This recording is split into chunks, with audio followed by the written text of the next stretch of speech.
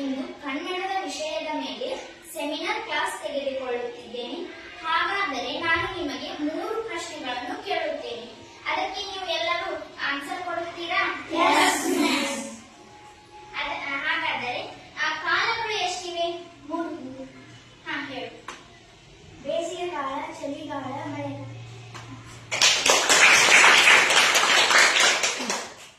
ಮಳೆ ಬರುವ ಕಾಲವನ್ನು ನಾವು ಯಾವ ಕಾಲ ಎಂದು ಕರೆಯುತ್ತೇವೆ?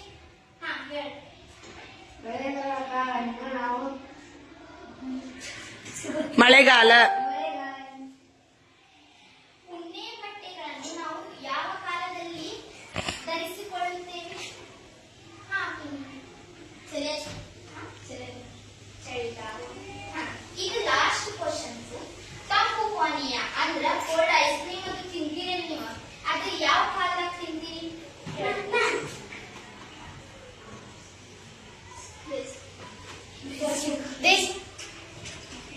ಅಂದ್ರ ನಾ ಈಗ ನಿಮ್ಗೆ ಪಾಠ ತಗೋಬೋದಾ? ನಾನು ಇವತ್ತ ಪಾಠ ತೆಗೆದುಕೊಳ್ಳುತ್ತಿರುವಾಗ ಅಂದ್ರ ಬೇಸಿಗೆ ಪದ್ಯದ ಮೇಲೆ ನಿಮಗೆ ಪಾಠವನ್ನು ತೆಗೆದುಕೊಳ್ಳುತ್ತೇನೆ.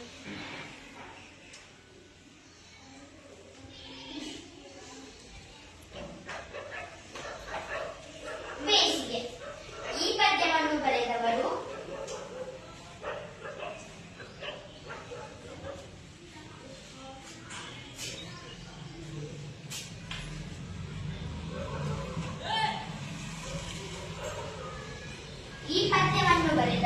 ವಿ.ಆರ್. ಲಕ್ಷ್ಮಣರಾವ್. ಬಂದಿದೆ ಬೇಸಿಗೆ ರಜಾ, ಇದ್ದರು ಬಿಸಿಲಿನ ಸಜಾ. ನಿಮಗ 2 ತಿಂಗಳ ಸುಟಿ ಇರ್ತೈತಿ. ಅದಕ್ಕೆ ನೀವೇನಂತ ಕರಿತೀರಿ? ಬೇಸಿಗೆ ರಜಾ ಅಂತ ಕರಿತೀರಿ.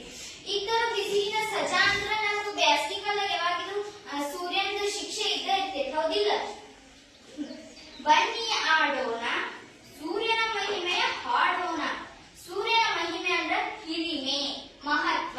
ಸೂರ್ಯನ ಮಹತ್ವವನ್ನು ನಾವು ಹಾಡೋಣ. ಏಕೆ ರವಿಗಿಂತ ತಾಪ, ಯಾರ ಮೇಲವನ ಕೋಪ. ಯಾಕ ರವಿಗಿಂತ ತಾಪ ಅಂದ್ರೆ ಯಾಕ ರವಿಗಿಂತ ಬಿಸಿ? ರವಿ ಅಂದ್ರೆ ಯಾರು? ಸೂರ್ಯ. ಸೂರ್ಯ. ಅವಂಗೇನಂತಾರೆ ಇನ್ನೊಂದು? ಭಾಸ್ಕರ. ಯಾರ ಮೇಲವನ ಕೋಪ.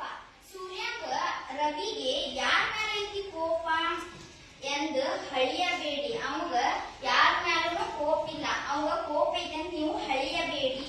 ಸೂರ್ಯನನ್ನ ತಪ್ಪನ್ನು ತಿಳಿಯಬೇಡಿ. ಮೋಡ ಕೂಡಿಸಲು ಇಳಿಗೆ ಮಳೆ ತರಲು ದುಡಿದಿಹನು ಪಾಪ. ಮೋಡ ಕೂಡಿಸಲು ಅಂದ್ರೆ ಮಳೆ ತರಲು, ಇಳೆಗೆ ಅಂದ್ರೆ ಭೂಮಿಗೆ, ಇಳೆ ಅಂದ್ರೆ ಭೂಮಿ ಧರೆ, ಇಳೆಗೆ ಮಳೆ ತರಲು ದುಡಿದಿಹನು ಪಾಪ. ಭೂಮಿಯ ಪೋಷಕ ಸೂರ್ಯ, ಭೂಮಿಗಮನ ಅನಿವಾರ್ಯ. ಭೂಮಿಯ ಪೋಷಕ ಯಾರು? ಸೂರ್ಯ. ಭೂಮಿಗಮನ ಏನು? ಹೊಗಳಿಕೆ ಅವನಿಗೆ ಬೇಕಿಲ್ಲ. ಯಾರು ಈಗ ನೀವೆಲ್ಲರೂ ಈಗ ಅವ್ನು ಯಾರು ಹೊಗಳಿಕೆ ಯಾರು ತೆಗಳಿದ್ರು ಕುಗ್ಗುವುದಿಲ್ಲ.